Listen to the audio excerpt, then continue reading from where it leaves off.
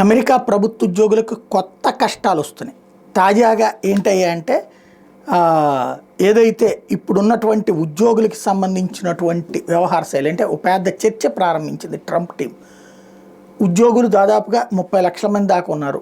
వాళ్ళల్లో పని గంటలలో పనిచేస్తున్నటువంటి వాళ్ళ సంఖ్య తక్కువగా ఉంటుంది.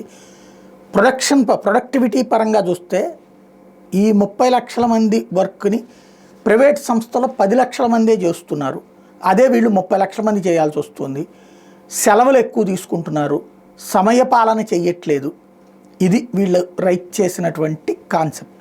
దాని ఆధారంగా నోటీసులు, చర్యలు, యాక్షన్స్ జరిగిపోతున్నాయి. కాకపోతే ఇది క్రమంగా ఉద్యోగులలో అసహనం పెరగడానికి కారణమవుతుంది, అసంతృప్తి పెరగడానికి కారణమవుతుంది.